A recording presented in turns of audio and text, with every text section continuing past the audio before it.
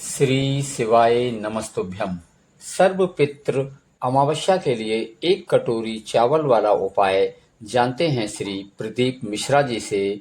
आइए मित्रों, हम सब मिलकर देखते हैं इस उपाय को।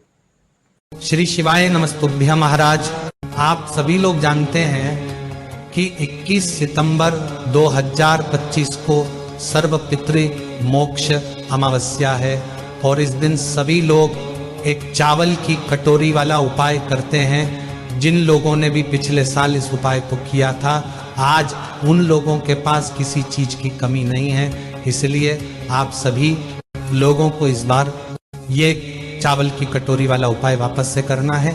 और जो लोग पहली बार इस उपाय करेंगे उनको तो विशेष रूप से इस उपाय को जरूर समझना चाहिए। देखिए महाराज, इस उपाय को घर की बड़ी माता बहनों में से किसी एक माता बहन को करना चाहिए।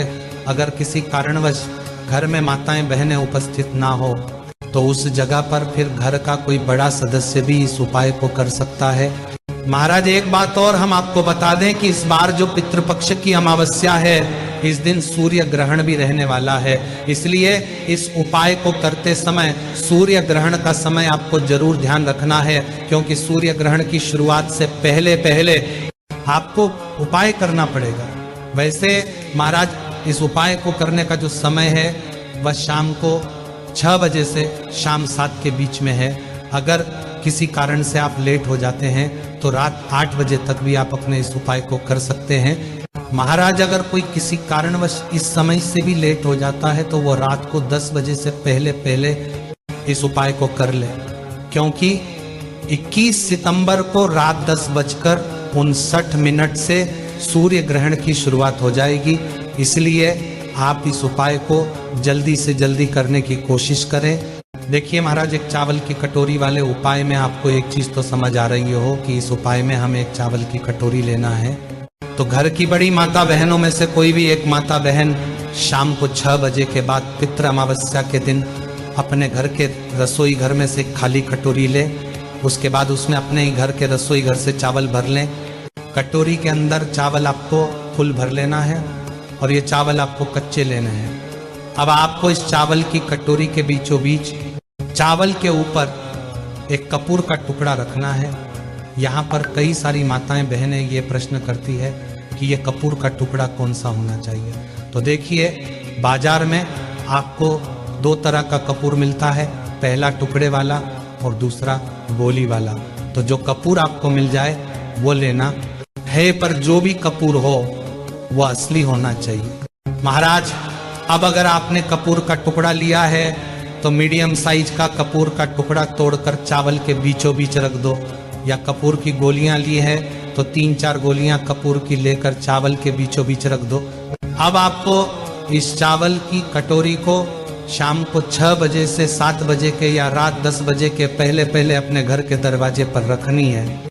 ये चावल की कटोरी आपको अपने घर के मेन गेट, जहां से आप अंदर बाहर जाते हैं, उस जगह पर या तो चौखट पर रख सकते हैं या दीवार पर भी ये कटोरी को रख सकते हैं। इस कटोरी को आपको अपने घर के दरवाजे पर थोड़ा सा बाहर की साइड करके रखना है।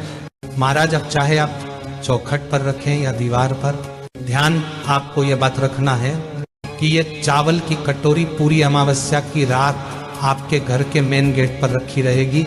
इसलिए आप इस हिसाब से ही इस चावल की कटोरी को दरवाजे पर रखिएगा कि कोई भी जानवर जैसे कि गाय, कुत्ता या बिल्ली आपकी इस चावल की कटोरी को नुकसान न पहुंच पाए। आप चाहे तो इस चावल की कटोरी के आसपास कुछ ईंटें रख सकते हैं और ऊपर से कुछ ढक भी सकते हैं, जिससे कि आपकी चावल की कटोरी पूरी रात भर सुरक्षित रहे। अब जैसे ही आप इस चावल की कटोरी को अपने घर के दरवाजे पर रख देते हैं तो आप अपने घर के अंदर वापस आ जाइए और अपने बाकी के जो भी काम है उन्हें कर लीजिए और रात्रि में सो जाएगा। कोशिश करना कि ये उपाय आप तब करें जब आपके घर के सभी सदस्य आपके घर के अंदर उपस्थित हो और चावल की कटोरी को घर के दरवाजे पर रखने के बाद कोई भी सदस्य घर के बाहर न जाए।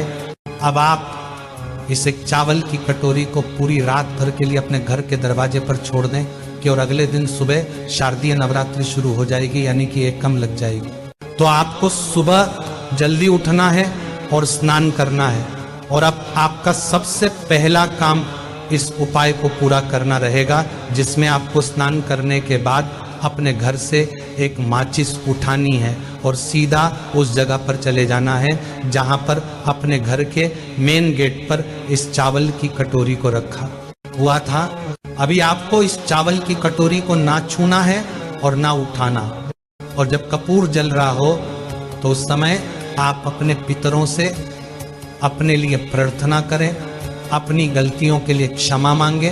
अब जैसे ही आपका वह कपूर अपने आप जलकर बुझ जाए, उसके बाद में अब आप अपनी चावल की कटोरी को अपने पितरों का स्मरण करते हुए उठा ले और अपने घर से बाहर निकल जाए। और घर से बाहर निकालने के बाद आपके घर के आसपास कोई भी एक ऐसा जो बड़ा पेड़ हो, उस पेड़ के नीचे आपको ये चावल की कटोरी के चावल डालकर आ जाने हैं, जहां पर पक्षी इन चावल के दोनों को चुग लें और खा ले। उस समय भी आप अपने पितरों से प्रार्थना कर ले और अपनी मनोकामना भी आप बोल सकते हैं। और चावल वहां पर डालकर कटोरी को अपने साथ अपने घर लेकर आ जाए।